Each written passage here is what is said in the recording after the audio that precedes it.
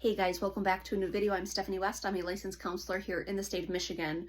Now, in the past, we've talked about clarifying goals, clarifying roles, and this is kind of an add-on to that because it is one of the things that really works against us when we try to elicit support and help in our stories. If we don't know the type of help that we need, or we don't know what type of help we want or would benefit from, sometimes it might even be a wash to ask for help. There might be, basically just throwing money down the drain because you're not clear on what it is you're actually asking for. You're, kind of floundering and saying like, someone help, but I don't know the type of help I need. And that can categorically be very frustrating and disappointing, not only for you, but for the people who have been entrusted to walk with you. If they don't know their role, it's very hard to make headway with a client or with a patient or whatever phrasing you want to use there. And so let me use kind of a micro example. I have a girlfriend that we're going out in a couple days, and we've agreed that kind of the order of the day is going to be, first pickleball, then go out for breakfast, then probably go, treasure hunt at some old bookstores, and then we're probably going to go do some art or some pottery. Now, if we didn't kind of predetermine that that's how we're going to spend our time, we could just say like, hey, let's show up, let's hang out. But then she shows up in a swimsuit and I show up in a ball gown because we haven't agreed on a definition of what hangout means. Now there's going to be an incompatibility or a mismatch or a less than ideal outcome because we're not going to have our athletic clothes and we're not going to have our casual clothes for the pickleball and for going out and doing some art. So we agree on definitions so that we're both prepared in the same way, we're both headed in the same direction. Now, often a client will come in and the specific question I'll say is, what is the best use of our time today? And most often clients will say, you know what, hey, I want to work on attention span or conflict with my parents, or maybe there's a macro narrative that we've been working on in the skill building area in general, or with anxiety reduction.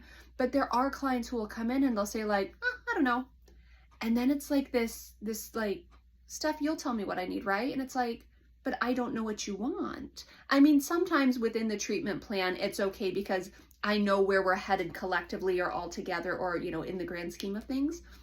But if a client comes in week after week and they're just like, meh, it is what it is, we'll do whatever we do, that's a really hard session in the sense of maybe I'm helping, maybe it's neutral, maybe I'm being so unhelpful because anything I'm saying has nothing to do with what you're wanting. And I wouldn't know that because you're not advocating for what it is that would be helpful for you.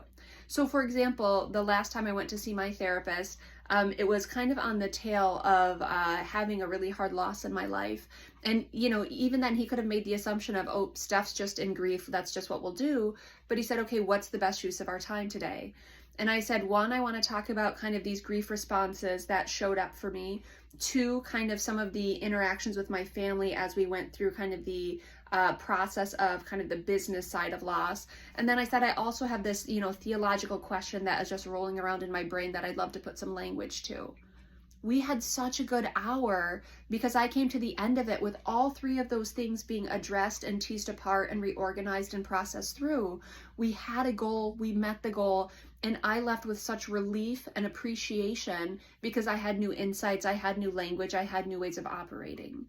When we don't state the goal, when we don't state an expectation, it really can be quite problematic because then we're not agreeing on definitions of what is the best use of our time or what are we planning on doing or where are we going.